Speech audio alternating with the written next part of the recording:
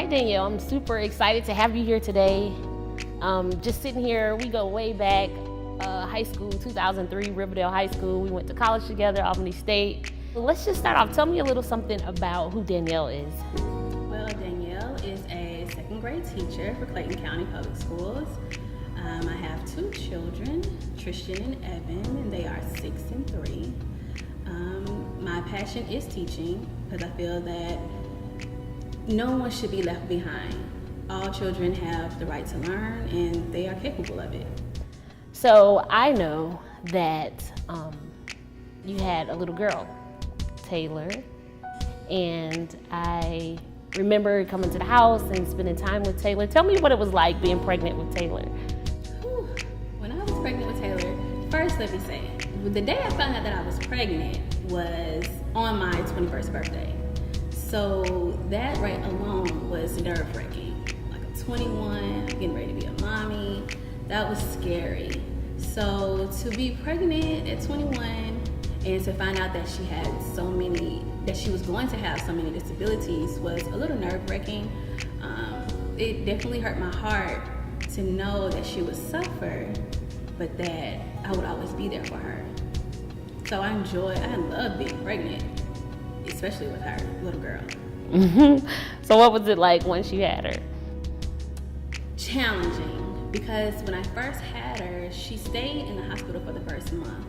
So when I was discharged from the hospital, that hurt my feelings to the extreme. It was like, I just gave birth and I have to leave her.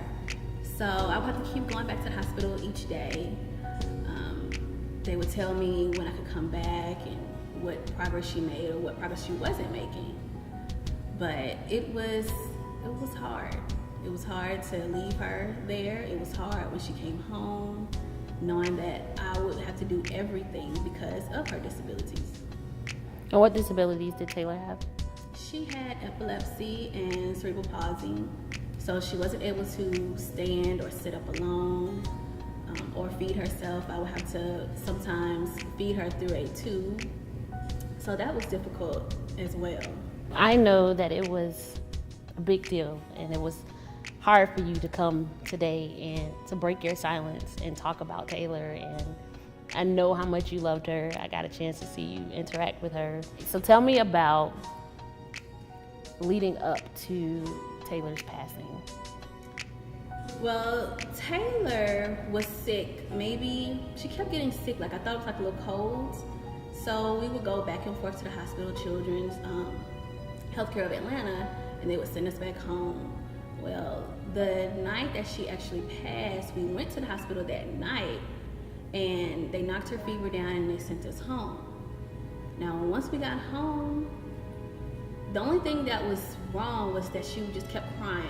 I couldn't understand why she kept crying or what was wrong with her. She would be dry, she would be fed. So I didn't understand why she kept crying. So I would keep going to her room, keep checking on her, kept checking on her.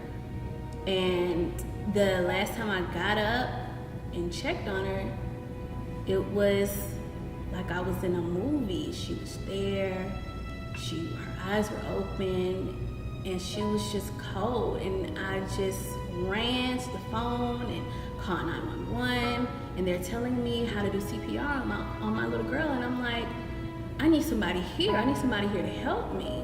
But I did what I could. The ambulance and the police officer came. They came pretty quickly. They escorted me out. They continued to try to work on her, but eventually they came outside to tell me that she was gone. And in that moment, it was just like, no, and I just couldn't fathom that we just left the hospital and we came home and now she's gone. So that took me through a extreme loop and hurt me more than I've ever felt hurt. And then you're still young, in your early 20s, and you're left to pick up the pieces of your life. And I remember being there with you at the funeral and the hurt that was on you, and it was devastating. And I remember your mother calling me and saying, you know, if you could just talk to Danielle, if you could just give her a call. She's in a really deep depression. Tell me about that state of depression that you were in. The depression that I faced was I didn't want to get out of the bed. I didn't want to face reality, because the reality was that I lost my child and she was not coming back. I was angry. I was furious. I was furious with God for a long time. It felt like, how could he bless me with her only to let me have her for a short time and then take her away? So the selfish part of me was angry. So I stayed in the bed. I drank a lot. I could go through maybe 2 bottles in one day because I just didn't want to feel anything. When I started to get the drugs, the antidepressants, the sleeping pills, and then I was still drinking, so then it became dangerous. But back then, I didn't care. In my mind, I was at the end of my own road. Like, I didn't want to be here because I didn't have her. So there were many times where I just gave up and just said, to hell with this. I'm just gonna lay here and die. I'm gonna take these pills, I'm gonna drink this, and I'm just gonna lay here and die so I can be with Taylor. You stayed in this low place. How many times did you attempt suicide? Maybe twice. Mm-hmm. I drove after drinking and taking a pill, was pulled over by the police and everything. He asked me, was I okay? I'm like, no, I'm not okay. My baby just died.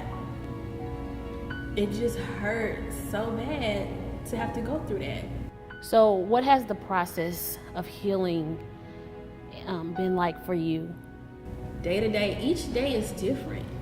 I've learned that it's okay to cry. It's okay to be mad. It's okay to be upset.